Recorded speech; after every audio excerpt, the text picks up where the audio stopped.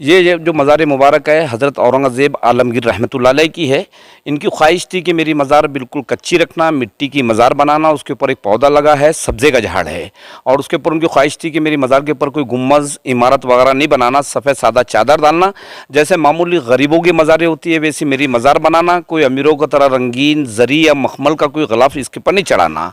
औरंगज़ेब रहमतुल्लाह अलैह की आखिरी ख्वाहिश थी कि मेरी मज़ार सिर्फ 14 रुपया 12 आने में बनाई जाए, क्योंकि उस ज़माने के अंदर ये पूरे हिंदुस्तान के शहंशाह रहने के बाद भी ये अपना से टोपियाँ सीते थे,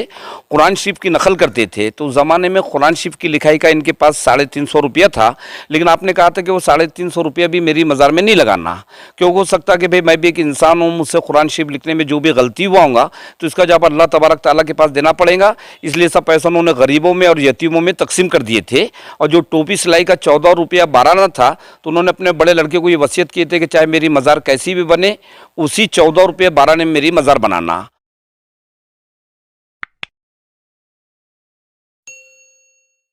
आप देख रहे हैं एसडीएम न्यूज़, मैं हूं रियाद अंसारी।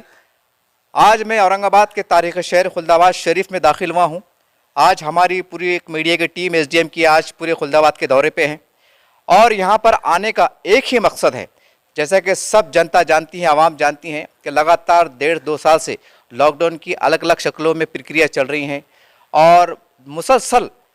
बड़े बड़े कारोबार बंद है, बहुत सी मराहल से लोग गुजर रहे हैं। उसी में से एक हम समझते हैं कि तारीख़ शहर खुलदाबाद शरीफ का जो एक अहम इलाका कहलाता है, यहाँ भी दरगाहें हैं, यहाँ मंदिर हैं और भी जो धर्म स्थल है ये पूरी तरह से बंद है। श्रद्धालु फिर भी आ रहे हैं, दूर से देख के चले जा रहे हैं और अंदर पूरी दरगाहें मुकम्मल तौर से बंद है। हमारा आने का मकसद ये है कि यहाँ पर जब बंद है तो यहाँ के जो खुद्दमान है, मुतवल्ली है, मुजावर है, ये जो साफ़ सफाई करने वाले हैं,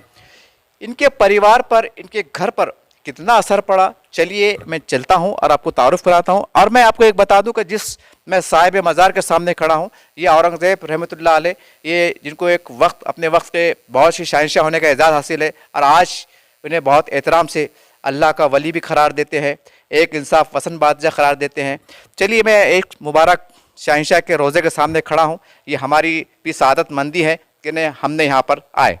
चलिए मोहतरम, सबसे पहले तो मैं आपका नाम जानना चाहूँगा और इसके बारे में, जब से लॉकडाउन चल रहा है तो आप ये बताइए ज़ायरीन किस तरह से आ रहे हैं या नहीं आ रहे हैं, और इसके ऊपर जो यहाँ के जो काम करने वाले कर्मचारी, इनकी ज़िंदगी पर, इनके परिवार पर कितना असर पड़ा। मेरा नाम है मोहम्मद निसार अहमद, खादिम हज़रत औरंगज़ेब आलमगीर रहमतुल्लाह अलैह। मेरा बोलने का मतलब ये है कि भाई 1-1.5 साल से जो लॉकडाउन के अलग अलग शक्लों में जो मामला हो रहा है, उससे यहाँ पर पूरी तरह से दरगाहों के अंदर और ये हमारे मकबरे के ऊपर बहुत बड़ा असर हो चुका है। यहाँ पर जो भी यानी ज़ाहिरीन जो अक़ीदतमंद आते हैं वो बाहर के बाहर ही ये देख रहे हैं कि आपके सामने ताला लगा है, यहाँ बाहर के बाहर ज़ियारत करते निकल जाते हैं। और यहाँ पर जितने भी खुद्दामीन हैं बेहद परेशान हैं कि भाई अपनी रोज़ी पानी कैसे लेके चलाए, और इसी से जुड़े हुए बाहर बहुत से दुकानदार है और जितने भी कारोबार है, तो सबके सब लोग परेशान हैं। मोहतरम, ये हमारे तमाम दर्शकों को, क्योंकि खुलदाबाद शरीफ है और एशिया में हम समझते तो नाम लिया जाता है, हिंदुस्तान में बड़े इसको एहतराम की निगाह से देखा जाता है, वलियों का ये शहर है अल्हम्दुलिल्लाह। तो आप बता पाएंगे कि पूरे खुलदाबाद शरीफ में जो नए हमारे ज़ायरीन हैं, अक़ीदतमंद हैं, उनकी मालूमात में इजाफा हो जाए कि पूरे खुलदाबाद शरीफ में मजमू एतबार से दरगाहें कितनी हैं। यहाँ पर तो दरगाहें तो बेइंतहा है, कम से कम यानी अभी तो जो ज़ाहिर बुजुर्गान दिन की मज़ारें है तो 30 से 35 है, और वैसी भी बेहिसाब यानी मज़ारें यहाँ पर जो पोशीदा के हिसाब से जो यानी ज़ाहिर नहीं है उनकी भी मज़ारें बहुत है, क्योंकि ये पूरा बुज़ुर्गों का गढ़ है। 1400 बुजुर्गान दिन सरज़मीन पर आए और यहीं से तबलीग इस्लाम वो लोगों ने फैलाए है। अच्छा, बता सकते हैं कि ये जहाँ पर ये औरंगज़ेब रहमतुल्लाह अलैह का मज़ार शरीफ है, तो इनके बारे में कि यहाँ इन्होंने क्यों ख्वाहिश ज़ाहिर की थी कि मुझे यहाँ पर मदफून किया जाए, दफन किया जाए, तो थोड़ा सा हमारे ज़ायरीन जो अक़ीदतमंद हैं उनकी मालूमात में इजाफा हो, बता सकते हैं आप थोड़ा इनके बारे में? थोड़ी सी स्टोरी बता देता हूँ। ये जो मज़ार मुबारक है हज़रत औरंगज़ेब आलमगीर रहमतुल्लाह अलैह की है। इनकी ख्वाहिश थी कि मेरी मज़ार बिल्कुल कच्ची रखना, मिट्टी की मज़ार बनाना, उसके ऊपर एक पौधा लगा है, सब्ज़े का झाड़ है और उसके ऊपर उनकी ख्वाहिश थी कि मेरी मज़ार के ऊपर कोई गुम्बज़ इमारत वगैरह नहीं बनाना, सफ़ेद सादा चादर डालना। जैसे मामूली गरीबों की मज़ारें होती है वैसी जैसी मेरी मज़ार बनाना, कोई अमीरों की तरह रंगीन जरी या मखमल का कोई ग़िलाफ़ इसके ऊपर नहीं चढ़ाना। औरंगज़ेब रहमतुल्लाह अलैह की आखिरी ख्वाहिश थी कि मेरी मज़ार सिर्फ 14 रुपया 12 आने में बनाई जाए, क्योंकि उस ज़माने के अंदर ये पूरे हिंदुस्तान के शहंशाह रहने के बाद भी ये अपना से टोपियाँ सीते थे,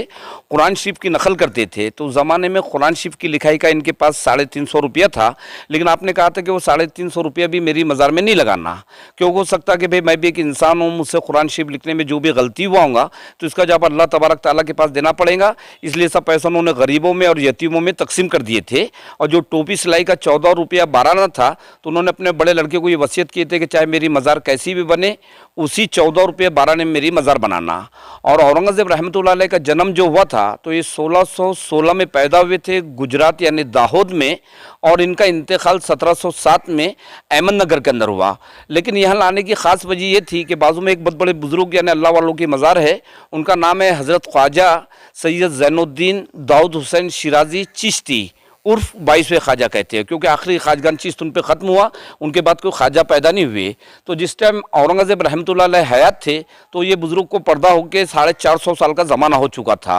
लेकिन औरंगज़ेब साहब अपने दौरे हुकूमत में जब भी औरंगाबाद आते थे तो ये बुज़ुर्ग की मज़ार पे हाज़िरी देते थे, तो उनको यहाँ पर एक दिली सुकून मिलता था। इसके लिए औरंगज़ेब रहमतुल्लाह अलैह ने उनकी दिल्ली पे हाथ रख के अपने गायबाना उस्ताद यानी पीर माने थे। और इनका असली नाम है अबुल मुज़फ़्फ़र मोहिउद्दीन मोहम्मद। और बाजू में एक बहुत बड़े यानी इनके बड़े लड़के भी है आज़म शाह, जिन्होंने अपनी माँ की याद में बेबी का मकबरा औरंगाबाद में तामीर करवाया। अच्छा मोहतरम, हमें बहुत से लोगों से सुनने को मिलता है कि जैसा आपने कहा कि उनका इंतकाल जो है तो अहमदनगर में हुआ, तो बहुत से लोग कहते हैं कि उनको वहाँ पर दफन कर दिया गया था और एक काफ़ी दिनों के बाद, यानी 2-5 महीने बोलिए, साल भर के बाद बोलिए, फिर वहाँ से खबर खोद के बोलो, जो भी तरीक़ाकार रहा होगा उस ज़माने में, उस खबर को यहाँ मुंतकिल किया गया है कि ये बात सही है? नहीं, उसका असल में ये था कि हज़रत औरंगज़ेब अलैहि रहमत जो है तो आलमगीर बोल के एक भिंगार बोल के एरिया जो है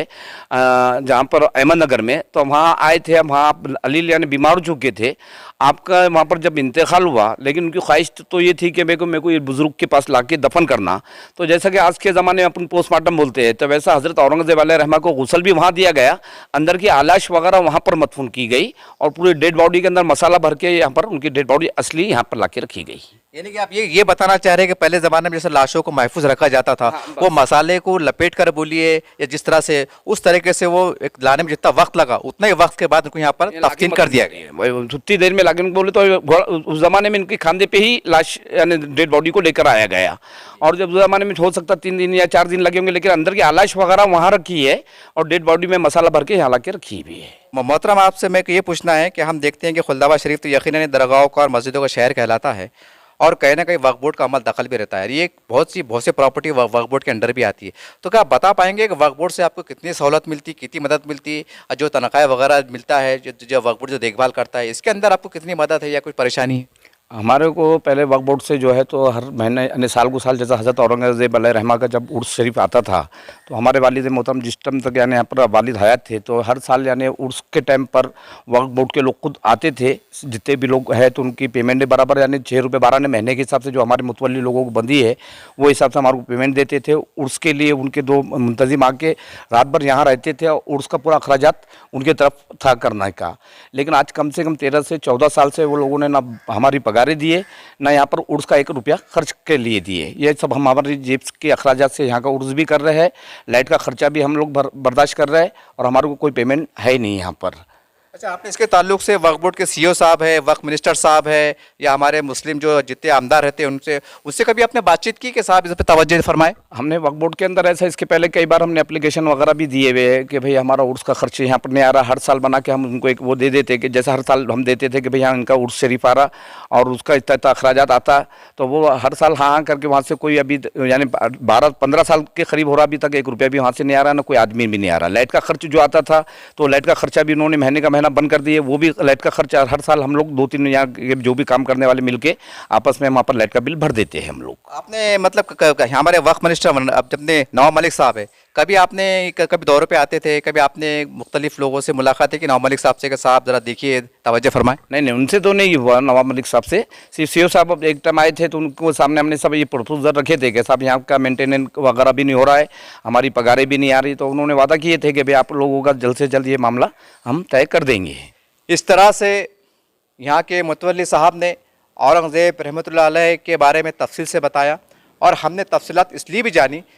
क्योंकि इनके मोतक़द, इनके चाहने वाले बहुत हैं, और बहुत और ख़ास वो नई नस्ल, नई पीढ़ी के लोग जो नहीं जानते, बुजुर्गान दिन के बारे में ज़्यादा इल्म नहीं रखते, शऊर नहीं रखते, या किसी वजह से इतना दूर दराज सफ़र के नहीं आ सकते, लेकिन किताबों में पढ़ते हैं, अखबारात में पढ़ते हैं, टेलीविज़न पे पढ़ते हैं, तो दिल में एक शौक़ पैदा होता है कि यार हम एक बार ज़रूर औरंगज़ेब रहमतुल्लाह अलैह के मज़ार शरीफ पे जाएंगे, खुल्दाबाद जाएंगे, वहाँ ज़ियारतें करेंगे। एक दिल में एक सोच रहती हैं, लेकिन किसी वजह से आ नहीं सकते, तो एक उनके इल्म में इजाफा हो जाए, उन्हें रूहानी तस्कीन हासिल हो जाए, इसी मकसद से हमने ये गुफ्तगू की है। और हम इस वक्त चूँकि पूरे खुल्दाबाद शरीफ के दौरे पर हैं, और हमने काफ़ी मुतवल्ली से, मुजावर से और यहाँ के काम करने वालों से बातचीत की, और ख़ासकर उन लोगों से बातचीत की जो अतराफ़ में किताबों की शक्ल में कुरान शरीफ, रिहाल, टोपी की शक्ल में खाजे लगा के, खाजे मिठाई की दुकान वगैरह लगाते हैं, तस्बीह वगैरह लगाते हैं, ऐसे मुख्तलिफ़ किस्म के कारोबार करते हैं, उनसे भी हमारी काफ़ी मुलाकातें हुई। सभी का मुश्तरका तौर पर, एक साथ तौर पर यही कहना था कि जब से लगातार लॉकडाउन का पीरियड चल रहा है, जब से इनके हालात ज़िंदगी में बड़ा खलल पैदा हुआ है, और ये मुसलसल लगातार परेशानी से जूझ रहे हैं। आज इतने हालात बुरे हो गए हैं कि हम समझते हैं कि घर में 2 वक्त रोटी कमाना और खाना भी बहुत मुश्किल हो रहा है। हम इस वक्त महाराष्ट्र गवर्नमेंट से बहुत अदबन गुजारिश करते हैं, और तमाम महाराष्ट्र के 288 आमदारों से गुजारिश करते हैं, और तमाम महाराष्ट्र के खासदारों से गुजारिश करते हैं, गवर्नर साहब से गुजारिश करते हैं, भारत सरकार से गुजारिश करते हैं कि देखिए, हमारे भारत की परंपरा रही, जब यहाँ पर बादशाहों का दौर हुआ करता था, अलग अलग जो दौर हुआ करता था, राजा और महाराजा हुआ करते थे, उन्होंने भी अपने वक्त के हिसाब से अपने दौर में मंदिरों को, मस्जिदों को, दरगाहों को, उनके ज़माने में वो मदद, सहायता किया करते थे, और ये सोच के क्या करते थे कि अगर हम इनकी सहायता करेंगे तो ईश्वर भगवान हमसे खुश होगा, और हमारी सल्तनत, हमारी रियाया और हमारा राजपाट महफूज रहेगा, सुरक्षित रहेगा। यही सोचकर वो जो धर्म का पालन किया करते थे, और सभी धर्म समाज के लोगों को लिए जो तो लेकर चला करते थे। हम महाराष्ट्र गवर्नमेंट से एक बार गुजारिश करते हैं, इल्तिजा करते हैं कि देखिए, पूरे महाराष्ट्र में जहाँ भी इस तरह के गेजेटेड दरगाहें हैं, जिसका आपके पास रिकॉर्ड है, जितने भी मंदिर हैं, चर्च है, गुरुद्वारे हैं, और जो भी धर्म स्थल हैं, तो उनके लिए जो आपके पास रिकॉर्ड में है, उनकी तफसीलात मंगाइए, उनके पास कितने काम करने वाले हैं, मुजावर कितने हैं, जो तो कामकाज करने वाले कितने हैं, इनकी आप मालूमात मंगाइए। और जिस प्रकार से हमने देखा है लॉकडाउन के अंदर, आपने रिक्शे वालों को मदद की, जो मट्टी काम करने वाले हैं उनकी आपने मदद की, जो यहाँ तक के मांगने वाले उनकी आपने मदद की। यानी कि कहने की सरकार ने, हमारा सरकार ने हर स्वरूप में आगे बढ़कर पूरा प्रयास किया कि हर गरीब की मदद हो सके। तो क्या ये लोग, जहाँ पर लोग सभी धर्म समाज के लोग आते हैं, आस्था के मारे आते हैं, माथा टेकते हैं, दुआएं करते हैं, और कहीं ना कहीं ये वो जगहें हैं जहाँ से हिंदू मुस्लिम एकता का संदेश जाता है, और ये उनकी रखवाली कर रहे हैं, उनकी सेवा कर रहे हैं, तो क्या हमारा सरकार का कर्तव्य नहीं बनता कि एक मानवता के आधार पर यहाँ पर जितने भी लोग जुड़े हुए हैं कि इनकी आप कुछ न कुछ सहायता करें। उम्मीद करते हैं कि ये वीडियो वायरल होने के बाद यहाँ के प्रशासन जागेगा और इनके लिए कुछ न कुछ मानवता के आधार पर करने का प्रयास करेगा। जैसा ही मुतवल्ली साहब ने बताया कि औरंगज़ेब रहमतुल्लाह अलैह के मज़ार शरीफ है और आपको शहंशाह होने का भी खिताब हासिल है, बहुत आश्चर्य की बात है और बहुत दुख के साथ कहना पड़ता है कि जो शहंशाह जिन्हें अखंड भारत पे हुकूमत की, जिन्हें इंसाफ के साथ हुकूमत की, जिन्होंने अपने दौर हुकूमत में मंदिरों को, चर्चों को, गुरुद्वारों को, मस्जिद को जो तो जागीरी अता की, उनको नवाजा, आज उनका मज़ार शरीफ, उनका मकबरा मैं समझता हूँ मेरे सामने है, हम मौजूद हैं। और यह यकीनन ये वक्फ बोर्ड के लिए बहुत शर्म की बात है कि जिस शहंशाह, जिस बादशाह के तुफैल में आज हज़ारों एकड़ ज़मीन वक्फ बोर्ड के पास है, मुख्तलिफ़ बहानों से, मुख्तलिफ़ शक्लों में, चाहे वो मस्जिद की शक्ल में हो, दरगाह की शक्ल में हो, सैकड़ों एकड़ के ज़मीनों की हम देख रहे हैं मुसलसल मीडिया के माध्यम से लूट मार भी चल रही हैं, बंदर बाट भी हो रही हैं, और बहुत तकलीफ़ होती है कि एक शहंशाह जिसका मज़ार, जैसा मोहतरम ने बताया कि 14-15 साल हो रहे, और वक्फ बोर्ड से कोई तरह की उनको आमदनी नहीं है, तनख्वाह भी नहीं है, और लाइट की तक का बिल नहीं भरते। आप देखिए, जिस शहंशाह ने हिंदुस्तान की शान में 4 चांद लगाए, आज उसके मकबरे का लाइट का बिल वक्फ बोर्ड भर नहीं सकता। सवाल यह है कि वक्फ बोर्ड का क़याम अमल में क्यों आया था? क्या इसलिए आया था कि दरगाह मस्जिदों की जायदाद तबाह बर्बाद होती रहे? और ये तो हम समझते हैं कि पूरे महाराष्ट्र में और वक्फ बोर्ड के लिए इससे बड़ी शर्म से बड़ी बात हो ही नहीं सकती कि औरंगज़ेब रहमतुल्लाह अलैह जिनका मज़ार के सामने मैं खड़ा हूँ, इनके उर्स के लिए भी वक्फ बोर्ड के पास पैसे नहीं हैं, और जो खिदमत अंजाम देते हैं, साफ सफाई करते हैं, और हद तो ये है कि लाइट का बिल जो आता है यहाँ के मुतवल्ली अपने जेब से भरते हैं, अकीदत से, एक मोहब्बत से। और वक्फ बोर्ड क्या कर रहा है, हम यहाँ पर नवाब मलिक साहब से अदबन गुजारिश करते हैं कि साहब बहुत अंधी नगरी चौपट राज चल रहा है। अब देखिए खुली मिसाल है, इनकी ज़बानी है कि जिस शहंशाह के तुफैल में इतना बड़ा वक्फ बोर्ड की इमलाक हम समझते हैं कि वक्फ के अंडर में आई है मुख्तलिफ शक्लों में, और आज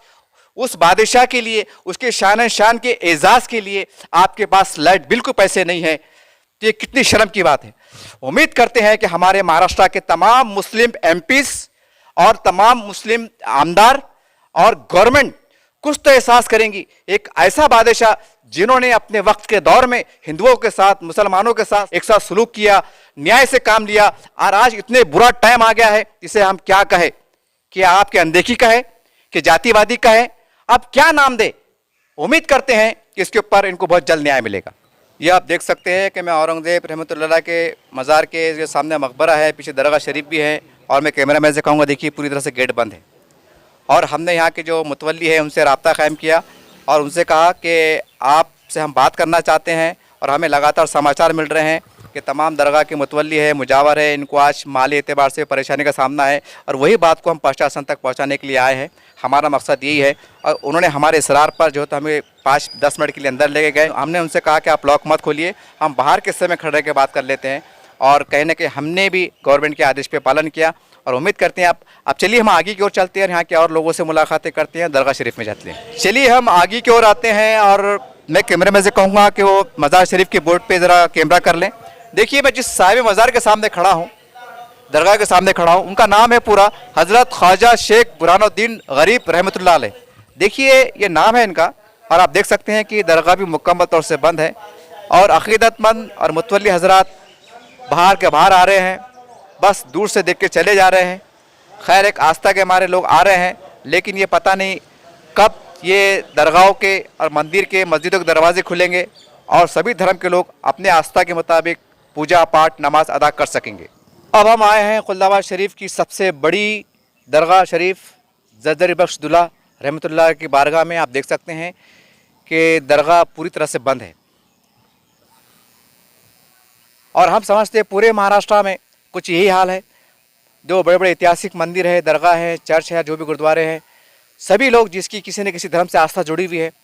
आज वो लोग ऐसे स्थल पर, ऐसी जगहों पे नहीं आ पा रहे हैं लॉकडाउन के कारण, और जो सरकार ने जो गाइडलाइन जारी की है उसके कारण नहीं आ पा रहे हैं। और हम जब खुल्दाबाद शरीफ आए, कई लोगों से मुलाकातें की, जिसमें हिंदू भी थे, मुसलमान भी थे, अब सभी समाज के लोग थे। वो बात भी हम कहीं ना कहीं प्रशासन को कहना चाहते हैं कि देखिए हम जिस देश में रहते हैं, हर देश का आदमी किसी न किसी धर्म से जुड़ा हुआ है, हर धर्म से किसी न किसी की आस्था जुड़ी हुई है। और ये भी एक कड़वा सच है, बिल्कुल सच है कि ऊपर वाला कोई है, जिसे हम अल्लाह कहते हैं, भगवान कहते हैं, राम कहते हैं, गॉड कहते हैं, पता नहीं जो भी नाम से पुकारते हैं, वो सुनता है।